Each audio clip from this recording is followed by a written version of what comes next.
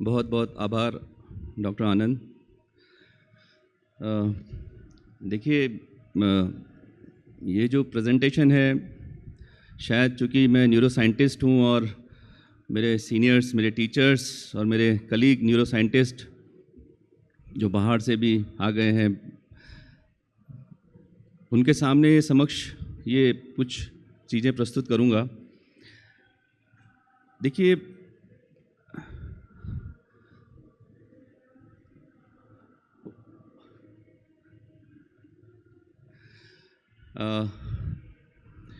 मुझे लगता है कि जो मानव मस्तिष्क का एवोल्यूशन है, सिविलाइजेशन का जो एवोल्यूशन है, ये तकरीबन साथ साथ होता है।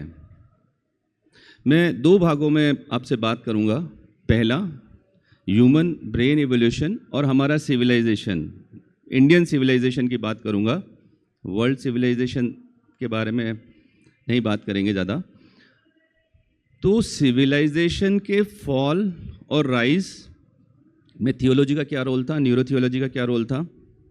उसके बाद दूसरे भाग में हम बात करेंगे कि न्यूरोथियोलॉजी यानी कि जो रूटीन प्रैक्टिसेस हैं, कुछ हमारी स्पिरिचुअल, जो मैं बात कर रहा था कि उनके द्वारा हम अपना स्पिरिचुअल क्वोशेंट कैसे बढ़ा सकते हैं, जिससे कि न केवल अपने इंडिविजुअल लेवल पे एक स्ट्रेंथ, हैप्पीनेस, पीस डेवलप होता है, सोसाइटी लेवल पे होता है और देश के स्तर पे भी वही होता है। और जब हम ग्रो करते हैं कंट्री लेवल पे तो पूरी दुनिया ग्रो करती है। सो बेसिकली मानव मस्तिष्क का इतिहास 500 मिलियन ईयर्स। पहला पॉइंटर है इसमें, पॉइंटर नहीं है। पहला, अगर आप इधर देखेंगे, पहला जो मस्तिष्क कोशिका, न्यूरॉन, वो सी वाटर में इमर्ज हुआ था, एक फिश में इमर्ज हुआ था, जो हम एक्सट्रीम साइड में इधर है लेफ्ट में। तो पहली मस्तिष्क कोशिका की उत्पत्ति एक फिश में हुई थी, उसका इवोल्यूशन हुआ मस्तिष्क का, न्यूरॉन्स का, एम्फीबियन, रेप्टाइल्स और अब जो हम मैमल्स हैं, होमो सैपियंस हैं। तो अभिप्राय यही है बताने का कि अनफॉर्चुनेटली मैं पॉइंट नहीं कर पा रहा हूँ, बिकॉज यही अभिप्राय है जो ये जो विकास हुआ है मस्तिष्क का। तो ब्रेन के जो हिस्से डेवलप हो रहे हैं, जो स्पिरिचुअलिज्म है, ये नियो पेलियोनियो जो नया ब्रेन है, जो अभी रिलेटिवली नया ब्रेन है, इसका ये एक वर्च्यू है। रेप्टाइल या एम्फीबियन का जो ब्रेन का डेवलपमेंट है, वो शायद ज़्यादा उनका ब्रेन में एक टेरिटोरियल ब्रेन है, लिम्बिक सिस्टम गवर्न्ड ब्रेन है। आप किसी रेप्टाइल की टेरिटरी में जाएंगे तो he will bite you, it is meant to do like that. वो एक रेप्टाइल ब्रेन है। पर इंटरेस्टिंगली आज भी वो मस्तिष्क का हिस्सा हमारे ब्रेन में है। आज मस्तिष्क के वो फिश के हिस्से, रेप्टाइल्स के, एम्फीबियन के, वो सब मौजूद हैं। जो नियोकॉर्टेक्स है वो डेवलप नया हुआ है, पर वो हिस्से मौजूद हैं। इंपॉर्टेंट इसलिए है कि आपका कोई एम्प्लॉय आपके पास आता है, आप उसको डांट के भगा देते हो, आपका रेप्टाइल ब्रेन बड़ा एक्टिव हो जाता है, तो उसको सप्रेस करना ज़रूरी है। सो बताने का अभिप्राय, ये जो एक गोला सा बना रखा है मस्तिष्क का, जो एक कट सेक्शन है, जो गोले के अंदर सब है वो पुराना मस्तिष्क है, बाहर वाला नया मस्तिष्क है। डॉग के ब्रेन में लिम्बिक सिस्टम बड़ा डेवलप्ड होता है, smell and emotion, and they are very loyal and loving creature on this earth. तो जो प्राइमेट ब्रेन है, ये 50 मिलियन ईयर से डेवलप हुआ है। We will not go in complexity और टेक्निकलिटीज़, बट समझने का ज़रूरत यह है कि जो शुरुआत से जो आदिम मानव का जो विकास हुआ और जो आज हम हैं, वो हमारे मस्तिष्क के विकास की वजह से हैं। बाकी अंग वही हैं, वही हार्ट, वही किडनी, नंबर, साइज बदल गए हैं, बाकी अंग सारे वही हैं। और ये क्यों ज़रूरत पड़ी? ब्रेन देखिए, it is 1 to 2% of your body weight, it consumes 20% of energy. तो ये 100 मिलियन न्यूरॉन्स जो हमारे अंदर हैं, ये सारी सेल्स क्यों डेवलप हुई? क्योंकि मानव ने वो सब किया जो बाकी लोगों ने नहीं किया। हम टूल्स यूज़ करने लगे, कॉम्प्लेक्स टूल्स, चाहे वो फायर के समय से जब अग्नि का इस्तेमाल किया, टूल्स चैलेंज करते थे ब्रेन डेवलपमेंट को, कॉम्प्लेक्सिटीज़ बढ़ती गई। हमारी diet cooked diet, high calorie diet थी, तो ब्रेन का डेवलपमेंट और ज़्यादा हुआ। हम सोशल ग्रुप में रहने लगे तो कॉम्प्लेक्सिटी बढ़ने लगी, एडजस्टमेंट करना पड़ा सोसाइटी में, जो प्रॉब्लम्स होते, तो ब्रेन को जो चैलेंजेस मिले ह्यूमन ब्रेन को, वो इसका इवोल्यूशन गवर्न करते हैं। तो इसीलिए मस्तिष्क का विकास अभी भी हो रहा है। 100 मिलियन ईयर्स के बाद हम क्या होंगे ऐसा मानते हैं न्यूरो साइंटिस्ट की, शायद पीछे की तरफ अभी भी ग्रोथ चल रही है, तो वो आप कल्पना नहीं कर सकते। सिविलाइजेशन की बात करना इसलिए आवश्यक है कि देखिए दुनिया में 3 पुरानी सभ्यताएं रही हैं, आप सभी जानते हैं। जो सुमेरियन सिविलाइजेशन है, जो आज इराक और कुवैत वाला जो इलाका है आज का, एंशिएंट इजिप्शियन सिविलाइजेशन है, और इंडस वैली सिविलाइजेशन है। इंडस वैली सिविलाइजेशन जो आज भारत पाकिस्तान है, इजिप्शियन सिविलाइजेशन के बारे में आपको पता है। तो ये सबसे पुरानी सभ्यताएं हैं दुनिया की। मैं इसलिए कह रहा हूं, rise and falls of civilizations follows your brain evolution. ये कैसे, मैं बताता हूं। देखिए, ये इसमें सबसे पुरानी सुमेरियन सिविलाइजेशन है, और सबसे मॉडर्न जो उस जमाने में थे इंडस वैली सिविलाइजेशन थे, जहाँ पे आज भी वो एविडेंसेस मिलते हैं, घर बनाते थे, ग्रुप में रहते थे।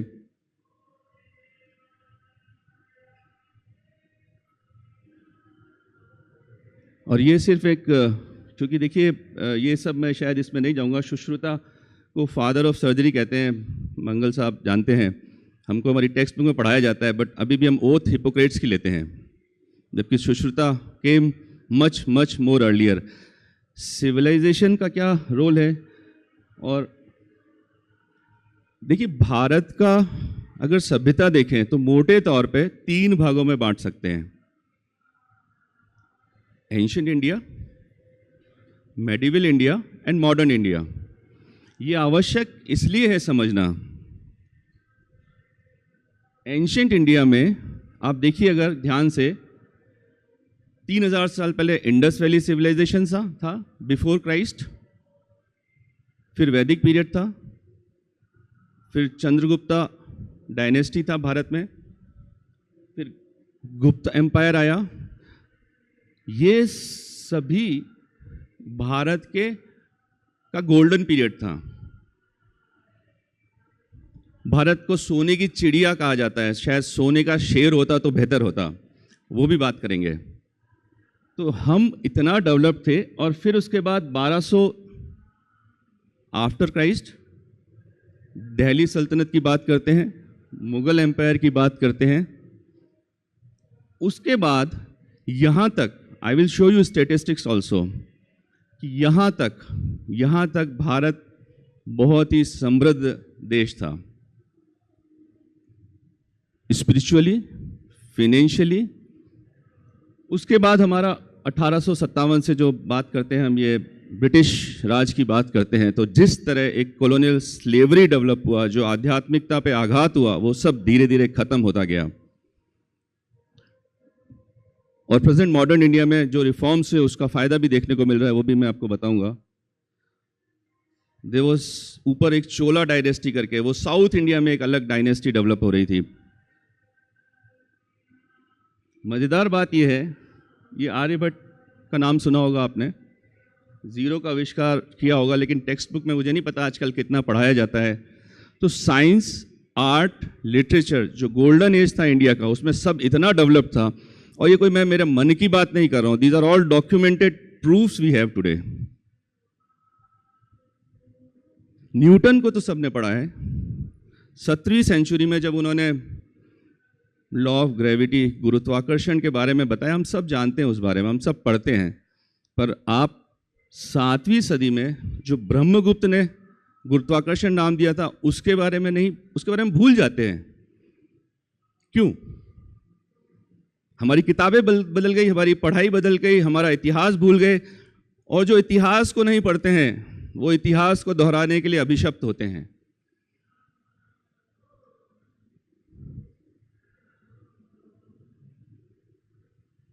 ये मैं जहाँ मेवाड़, जिस हिस्से में हम रहते हैं, 7th सेंचुरी से लेकर 1700 तक मेवाड़ एक इंडिपेंडेंट स्टेट रहा, एक छोटा सा स्टेट जो हमेशा इंडिपेंडेंट रहा, they had legitimate military power, एक छोटा सा, आज की तारीख में 28 राज्य और करीब 8 यूनियन टेरिटरी है इस देश में, एक छोटा सा, और उसके बाद एक छोटा सा मराठा राज था। एक स्पिरिचुअलिटी का जो एक रोल था उस जमाने में, एक लेजिटिमेट मिलिट्री पावर थी, एक छोटा सा, एक राज्य भी नहीं बोल सकते, वो जब ये कर सकते, अगर पूरा देश एक होता, अगर ये फ्रेगमेंटेशन हुए, डिविजन्स हुए, उसकी वजह से जो लड़ाई हुआ, उसी का कारण ब्रिटिश राज के अधीन हुए हम। तो सिर्फ कुछ तथ्य दे रहा हूँ, आज की तारीख में अगर एक दुनिया का पाई चार्ट बनाए 146 CR एंड चाइना अगर 142 CR, बाकी विश्व तो बचता ही कितना है। सो ये जो पॉपुलेशन बेस है, ये हमारा जो स्ट्रेंथ है, अगर सोचिए इसका सही उपयोग हो, सही दिशा में उपयोग हो, तो क्या नहीं हो सकता है। हाई स्पिरिचुअल क्वेश्चन में, जो दूसरा भाग में स्पिरिचुअल क्वेश्चन कैसे बढ़ाते हैं वो बात करूंगा और वैज्ञानिक तथ्य भी पेश करूंगा उसके बारे में। बस स्पिरिचुअल क्वेश्चन ज़्यादा होगा तो नेशनल जो हमारा एक SQ बढ़ेगा, तो एक लेजिटिमेट, मैंने बोला ना सोने की चिड़िया की बजाय सोने के शेर होते तो शायद कई चीज़ें नहीं होती। तो वो legitimate military power high SQ से जो गवर्न होती है, जो शायद आज हो भी रहा है कुछ हद तक।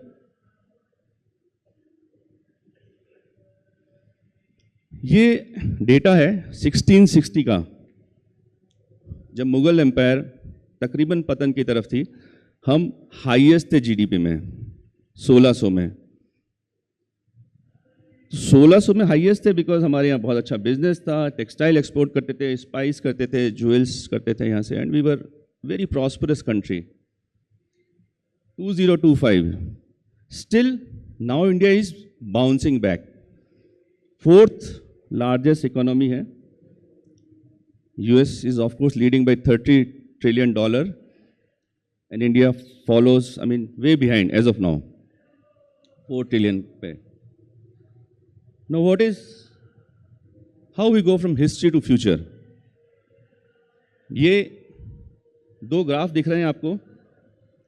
प्रेजेंट तरीके से अगर भारत में कोई बहुत मेजर सिविल वॉर ना हो, कोई बहुत अनरेस्ट ना हो, फ्रेगमेंटेशन ना हो, तो इसी तरह भी चलते रहे, इससे बेहतर भी ना हुए, अगर इसी तरह चलते रहे, 2125 में will Sarpass China and America also and will be topping. हो सकता है 100 साल बाद हम और आप ना हो, but this is going to be the future and this is not my data, you put it in the AI, this will show you. आज का आप डेटा डालिए, ये this is the chart I have taken from AI, this is not my own data.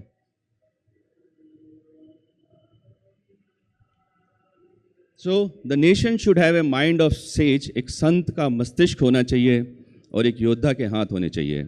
So this is again depends on your brain evolution, क्योंकि जब तक spiritual question नहीं है, आपका युद्ध भी जो कर रहे हैं वो युद्ध आप मार काट, नेगेटिविटी, डिस्ट्रक्शन उसके लिए कर रहे हैं। आपको ना इतिहास याद रखेगा, आप दफन हो जाओगे इतिहास में।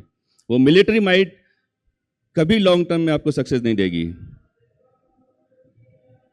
वेल, दो आई होप कोई सोया नहीं है इसमें से। सो दिस इज इंटरमिशन। अब मैं दूसरे पक्ष पे आता हूं, न्यूरोथियोलॉजी। न्यूरोलॉजिकल बेसिस क्या है स्पिरिचुअलिज्म का? देखिए, हमारा जो मस्तिष्क है, आप मुझे सुनिए, स्लाइड शायद इधर उधर हो सकती हैं।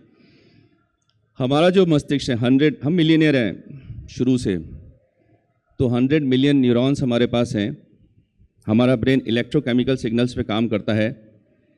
तकरीबन 6000 के आसपास थॉट रोज ब्रेन में आती जाती हैं। और ब्रेन के साथ एक फंक्शन था प्लास्टिसिटी, न्यूरोनल प्लास्टिसिटी। ब्रेन को आप मॉड्यूलेट कर सकते हो, मॉडिफाई कर सकते हो, नेगेटिव चीज़ों के लिए भी, पॉजिटिव चीज़ों के लिए भी। दवाइयों से कर सकते हो, स्पिरिचुअल प्रैक्टिसेस से कर सकते हो। तो एज ए न्यूरो साइंटिस्ट, सो न्यूरोथियोलॉजी जो आत्मा का खुद से परिचय कराए, वही न्यूरोथियोलॉजी है। In science demands proof as a neuroscientist हम कई माध्यम से दे सकते हैं। मस्तिष्क के विभिन्न हिस्से होते हैं। अगर शॉर्ट में मैं समझाऊं कि ये आगे का फ्रंटल लोब होता है, जो हमारा कंसंट्रेशन है, एग्जीक्यूटिव फंक्शन है। अभी गिरीश भाई बता रहे थे, जो गॉड स्पॉट यहाँ पर। पैराइटल लोब होता है जो सूर्य साहब और सर ने शुरू से बताया भाई, ये orientation to time place person determine करता है। मैं यहाँ हूँ, आप वहाँ हैं, हमारे बीच में जो ये डिस्टेंस है, गैप, टाइम, ये सुबह का समय है, बाहर भक्ति संगीत चल रहा है। प्लेस, हम बड़ा अभी रिलैक्स्ड हैं, आराम से बैठे हैं। एक लिम्बिक सिस्टम होता है जिसे इमोशंस आते हैं। मोटे तौर पे समझने की बात है, स्पिरिचुअल प्रैक्टिसेस क्या करती हैं। स्पिरिचुअल प्रैक्टिस के माध्यम से जो भी, हम एक मॉड्यूल भी बताएंगे आपको और शायद हम एक डेमो भी करेंगे अभी। तो क्योंकि ये जो मॉड्यूल था, मैंने आभारी हूँ ब्रह्म कुमारी ऑर्गेनाइजेशन का, उन्हीं से ये मॉड्यूल लिया हमने। जब हमने मृत्युंजय भाई जो आज उपस्थित नहीं है यहाँ पे, पर उनसे एक मॉड्यूल लिया, उस पर काम किया। हमने एक्चुअली ये देखा, हमने उसमें बेसिकली जो अभी डॉक्टर आनंद बता रहे थे कि हम कोई भी प्रैक्टिस 12 हफ्ते करते हैं लगातार, स्पिरिचुअल प्रैक्टिस, तो हमारे ब्रेन में चेंज हो रहे हैं, पर पता कैसे चलेगा? तो आप क्या कर सकते हो, सिंपल एक साइकोमेट्रिक टेस्टिंग होती है। साइकोमेट्रिक टेस्टिंग में आप जैसे उसका एनालिसिस कर सकते हो, डिप्रेशन, एंजाइटी, स्कोर्स कम हुए कि ज़्यादा हुए, वो देख सकते हो उसमें, उसकी मेमोरी पे क्या फ़र्क पड़ा, मतलब ब्रेन के जो जो कॉग्निटिव फंक्शन है वो आप चेक कर सकते हो उसमें। दूसरा तरीका होता है, ब्रेन के अंदर एक ईजी, जैसे हार्ट का ईसीजी होता है, ब्रेन का ईजी होता है, कौन से एरिया में क्या चेंजेस हो रहे हैं शुरुआत में और 12 हफ्ते बाद, तो आप उसको कंपेयर कर सकते हो, चेक कर सकते हो। तीसरा डॉक्टर गुप्ता जो बताए थे, फंक्शनल एमआरआई हो, कौन से ब्रेन के एरिया एक्टिवेट हो गए हैं, कौन से डिप्रेस हो गए हैं। मोटे तौर पे ये पाया गया था कि frontal lobe lights up, concentration आपका बढ़ता है, पैराइटल लोब गोज डाउन, वो सुसुप्त होता है लंबे समय तक अगर आप स्पिरिचुअल प्रैक्टिस करते हो। तो कई बार orientation to time place and person, देखिए उसका मतलब ये है स्पिरिचुअल सेंस में, जो एक जैनित पे स्पिरिचुअलिज्म की जो पहुंच जाते हैं वो बोलते हैं मुझे खुद में और दुनिया में कोई फ़र्क नज़र नहीं आता है, मैं ब्रह्मांड में विलीन हो गया हूँ। मैं वो बात नहीं कर रहा हूँ, हम जैसे सामान्य लोगों के लिए शायद वो चीज़ अप्लाई नहीं करता, but that happens. Dichotomy, self and world की डाइकोटमी खत्म हो जाती है, parietal lobe goes down. Then there is immense spurt on your limbic system. जब लिम्बिक सिस्टम पे जो स्पर्ट आता है, उससे जो खुशी, प्रसन्नता, शांति, दैट इज अनइमेजिनेबल। तो वो जो होता है ना, यौगिक बोलते हैं कि जो आनंद की जो अनुभूति होती है वो किसी भी सांसारिक क्रियाओं के आनंद से कहीं परे होती है। So that is zenith of joy in one's life. So by doing these 3 things, और साथ में एक हैप्पी हार्मोन्स, चौथा सेरोटोनिन, डोपामिन, आप ब्लड में मेजर करो, शुरुआत में करो, फिर 12 हफ्ते बाद करो, तो लेवल सर्च करते हैं। And we have publish these datas also. So ये चारों से हम पता कर सकते हैं कि इससे एक इंडिविजुअल की लाइफ में प्रसन्नता, शांति, खुशी, छोटे छोटे झगड़ों को नेग्लेक्ट करने की क्षमता, फैमिली मैटर ट्रिवियल है उसको भूलने की क्षमता, दोस्तों के साथ। So you become a better person at individual level. Once you are better and your family life gets better. Once your family life is better, when you go to work, your workplace become a place of, joyful work rather than a daily chore to earn money. तो जब काम बढ़ता है तो ये धीरे धीरे आप सोचिए ट्रांसलेट करता है नेशनल ग्रोथ में।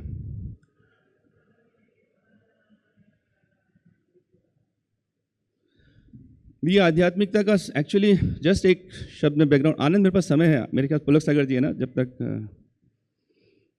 जब मैं उदयपुर आया था 20 साल पहले, तो सर हमारे जो फादर ऑफ न्यूरो इंटरवेंशन है कारापुरकर सर, तो इंटरवेंशन उदयपुर में, राजस्थान में नहीं होता था उस वक्त गुजरात और मध्य प्रदेश में भी नहीं होता था। तो when I started doing DSA, तो बड़ा मुश्किल होता था लोगों को समझाना कि दिमाग में क्या तार वार डालते हैं, थोड़ा डिफ़िकल्ट था। तो मुझे बताया गया कि सबसे ज़्यादा लकवे के मरीज होते हैं आवरी माता मंदिर में। तो बड़ा मेरा ये, क्योंकि मेरी शुरुआत ऐसे हुई थी स्पिरिचुअलिज्म की तरफ कि मुझे आवरी माता, और हमारे यहाँ मेवाड़ में मंदसौर, नीमच, हर जगह भावदा माता, आवरी माता, गोटा माता, सारे बहुत सारे लकवे के पेशेंट होते हैं। एंड देखिए बहुत सीखा वहाँ जाके, गए तो रियलाइज़ किया कि जो फेथ होता है उससे हीलिंग कैसे होती है। वहाँ पे आवरी माता मंदिर में आप अगर देखें लोग हफ्तों रुकते हैं वो मंदिर में, कोई भी क्रॉल करके जाते हैं, कभी बैठ के जाते हैं, इतनी ज़बरदस्त फिजियोथेरेपी दिन भर चलती है ना। और faith faith drives your healing hormones, ज़बरदस्त सुधार आता है। मॉडर्न जब मेडिसिन थी नहीं तो लोग तो सेंचुरी से यही प्रैक्टिस चली आ रही है, तो उसका फायदा तो उसको हम अपने एडवांटेज में यूज़ कर सकते हैं। पेशेंट को बोलना शुरू किया, भाई गोल्डन पीरियड में हमारे पास आओ, हफ्ता 10 दिन बाद आपका अगर, क्योंकि this is a tribal predominant area, तो लोगों के बिलीफ अपने बड़ा स्ट्रांग हैं, कई इंडिजिनस इलाज करते हैं, तो हम उसको कंबाइन, साइंस को फेथ के साथ कंबाइन करके ही आगे चल सकते हैं। एंड देखिए now after 20 years I can say this was a very successful experiment. Practically मैंने वहाँ के व्यवस्थापक, वहाँ के पुराजी, उनका सबका लकवे का इलाज मैंने किया। सो अब वो मेरे को गर्भगृह में भी जाने की अनुमति देते हैं, मैं वहाँ पे अभी भी जाता हूँ, कैंप करता हूँ। और ब्रह्म कुमारी ऑर्गेनाइजेशन, इतना बड़ा आभार इन लोग, मैंने 2-4 मरीज क्या ठीक किया, इतना मेरे को सम्मान दिया, इतना so this is always a reciprocal admiration. तो you have to sometimes spiritual root find, मतलब ये एक शुरुआत थी वो, और बड़ा ही इंटेंस होते हैं। देखिए स्पिरिचुअल जो एक्सपीरियंस होते हैं, they are very intense, they are very clear and they are permanent in your life. SQ intelligent, IQ तो आप सब जानते हैं, ये जीनियस है, ये मोरोन है, ये एवरेज है, ये फीबल माइंडेड है, हम सब स्कोर कर सकते हैं, इसको हम मेज़र कर सकते हैं। इमोशनल क्वेश्चन आजकल बहुत बात करते हैं कि भाई इमोशनल क्वेश्चन अच्छा होना चाहिए आपके साथ, कंपैशन, एम्पैथी, आप रिलेट कर पाएँ लोगों के साथ। तो EQ अच्छा है तो इंसान अच्छा होगा, ये भी मेजरेबल स्केल है। SQ spiritual question, that is also measurable scale. हम रूटीन प्रैक्टिस में नहीं यूज़ करते हैं उसको, but this is a measurable scale. Because फिर एज ए डॉक्टर ऑल्सो आपका SQ और आपके पेशेंट का मतलब आपको स्पिरिचुअल एंगल से देखना पड़ेगा, उसके क्या बिलीफ्स हैं, फेथ है, उसको आप ट्रीटमेंट करते हो, एंड ऑफ लाइफ केयर की जब बात करते हो, तो ये सब चीज़ें बड़ी महत्वपूर्ण हो जाती हैं। सो IQ left brain govern only, EQ right brain govern. जब होलिस्टिक पूरा मस्तिष्क एक साथ काम करता है तो आपका SQ डेवलप होता है, स्पिरिचुअल क्वोशेंट। ये एक बड़ा ही इंटरेस्टिंग चीज़ है। कॉन्शियस सबकॉन्शियस माइंड की बात करते हैं। अगर मुझे अंधेरे से डर लगता है या फ्लाइट में जाने से डर लगता है, तो मुझको कितना भी आप समझाएं, मुझे पता है अंधेरे में कुछ नहीं होगा, पर वो so many times your emotion wins over logic. SQ के बारे में बताया, अगर SQ का विकास होगा तो पर्सनल लाइफ, फैमिली लाइफ, और वो ट्रांसलेट करता है आपका सोसाइटी और नेशनल लाइफ में। ये EG होते हैं ब्रेन के। सो आप जो हम अल्फा वेव की बात करते हैं, we are in beta state of mind most of the time. Beta state of mind हमारा तेज़ी से वो 15-20 हर्ट्ज की वेव्स आती हैं ब्रेन में। वंस यू आर कामर, अल्फा स्प्रेड्स। और शायद वो ब्रह्म कुमारी में ही दीदी का एक एक्सपेरिमेंट था, उसका एक थीटा वेव उनके ब्रेन में पाई गई मेडिटेशन करते हुए, और वो कॉन्शियस थी। सो पैराडॉक्स है, बट ये अच्छी, मतलब ये मैं नहीं एंडोर्स कर सकता बिकॉज मेरे को, बट ये इसको आप डॉक्यूमेंट कर सकते हो। So this was documented in New York. So ये वेव्स में, सो मैंने जैसे बताया, हम ये सब मेजरेबल स्केल्स है हमारा। ये जब भी इस तरह के जो फीलिंग होती है उसके लिए यू कैन गिव एक्सप्लेनेशन कि आपका ऑक्सीपिटल लोब, उसमें अगर कुछ आपको दिखाई दे रहा है कि मुझे अनुभूति हो रही है, तो आपके occipital lobe is responsible for vision, तो आप स्पाइकिंग देख सकते हो ब्रेन में उसको। SPECT study, I don't have mark pointer to show, but baseline पे किया, फिर उधर 12 हफ्ते बाद किया, तो जो साइड का जो पैराइटल लोब है that has gone down, frontal lobe is lighting up. So जो मैंने आपको बताया था कि ये इसके बाद इस तरह के चेंजेस आते हैं ब्रेन में। निर्वाणा, यूनियो मिस्टिका, जब पैराइटल लोब, फ्रंटल लोब बिल्कुल अपने पीक पे होता है, पैराइटल लोब डाउन होता है, लिम्बिक सिस्टम एक्टिव होता है, so you get the feeling of unio mystica. ये डोपामीन जो डिज़ायर कंट्रोल के लिए, हैप्पी हार्मोन्स बोलते हैं हम साधारण भाषा में इनको, डोपामीन, सेरोटोनिन, इनके सर्किट्स हैं ब्रेन के अंदर। इनको मेजर कर सकते हैं आप ब्लड में, तो आप देख सकते हैं कि ये बढ़ रहा है, कम हो रहा है। कई सारे फूड होते हैं उसमें ये होता है, तो वो फूड भी हम लेंगे तो हमको बेटर फील होगा। कई बार कहते हैं ना, कुछ खाने से बड़ा अच्छा लगता है, कुछ खाना आपको पसंद आता है, तो it give you a boost of serotonin and dopamine. ये इसके पीछे अभी मैं मृत्युंजय भाई का अगर मैं नाम लूँ, जो आज नहीं आए यहाँ पे, क्योंकि he is one of my patient also. भाई साहब का, अब वो इतने वर्ष से, उनको बीमारी के बावजूद कुछ बीमारी नहीं है। उनको जो डोजेस देता हूँ वो मतलब इतनी कम डोज में किसी का काम नहीं चलता है, क्योंकि उन्होंने अपना एक लाइफस्टाइल इतना अच्छा कर रखा है कि वो या तो बिना दवाई के या बहुत ही कम दवाई की मात्रा से ठीक हो जाए। देखिए, ये नहीं है कि आप अमर हो जाएंगे या बिल्कुल हेल्दी हो जाएंगे, बट इट हेल्प्स। आज professor U K Mishra, he was my guide in PGI, and sir knows he was always following spiritual practices. He was suppose to come here. आज उनका टॉक था सर का, उनको कल एमआई हुआ सर को, he could not come unfortunately. उनके 2 stent लग गए, सुबह बोल रहे हैं, बोल तो मैं अभी आ जाता हूँ। So that's actually paradox, but his resilience is so good. तो घर वाले ऑब्वियसली नहीं अलाउ करेंगे, वो अलग बात है, but man was up.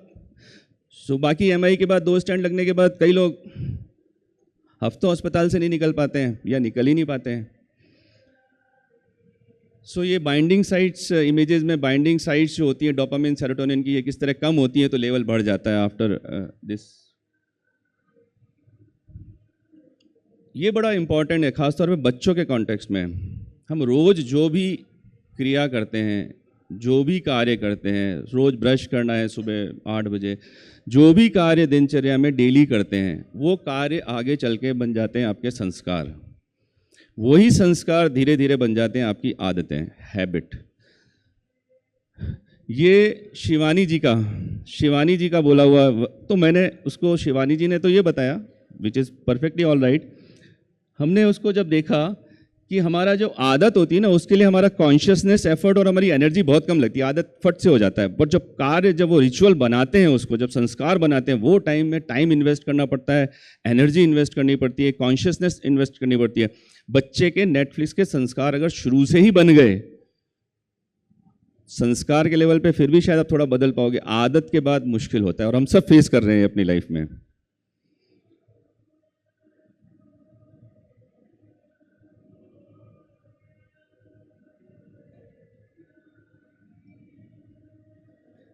Ashtanga yoga, 8 limbs of yoga, कई लोग इसको आयंगर योगा भी बोलते हैं। अभी राजवी जी शायद कुछ लाइव डेमो देंगे इसका। ये बड़ा इंटरेस्टिंग था, इनके जो यमा नियम आसना। तो मैं हमेशा ये कहता हूँ कि ये अगर आप, हम सब आम लोग, देखिए हम ब्रीदिंग एक्सरसाइज रोज़ कर ही सकते हैं। Asanas that is meant for physical posturing, हम 20 मिनट अगर रोज़ ये करें। मेडिटेशन, ध्यान, 3 चीज़ें भी करें साथ में, यम नियम, that is about many other things, personal observances, foods you eat, so many things are involved in that, and this applies universally to all, irrespective of what your diet and race is. So ये जो योगा वाला जो हमने बोरो किया था ब्रह्म कुमारी से, इसको हमने मॉड्यूल को अभी पब्लिश भी किया था, ऑलमोस्ट 1260 पेशेंट का ये स्टडी था। ये रिजल्ट्स थे मोटे तौर पे, family relationship, health, death, purpose of life, ये सभी चीज़ें ज़्यादातर बेहतर हुई थी।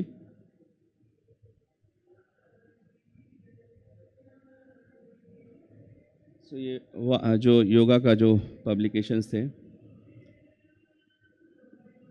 ये अगेन हम जब स्ट्रोक में काम कर रहे थे, कल मैंने सर के सामने भी मैं बात कर रहा था कि स्ट्रोक में काम कर रहे थे, हमें लगा कि बहुत पोटेंट एंटी इन्फ्लेमेटरी मेडिकेशन चाहिए। तो क्योंकि हम ड्रग ट्रायल करना आसान नहीं है हमारे देश में, तो हमको ये जो योगा में जो कुछ प्रिस्क्राइब्ड एंटी इन्फ्लेमेटरी थे, तो हमने उसमें से हल्दी ले लिया, करकुमिन पिपरिन कॉम्बिनेशन करके उसको यूज़ किया, जिसके फ़ायदे भी हुए स्ट्रोक ट्रीटमेंट में हमको।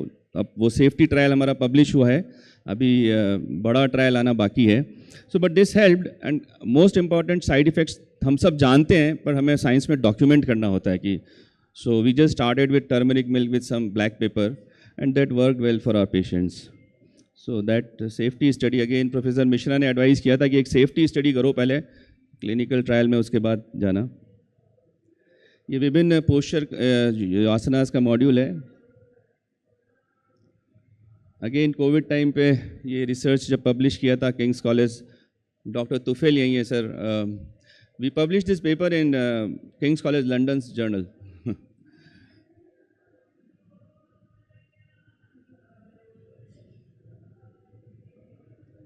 ये लास्ट ईयर हमने जो किया था न्यूरोथियोलॉजी पे मीटिंग, उसके शिवानी जी थे उस वक्त.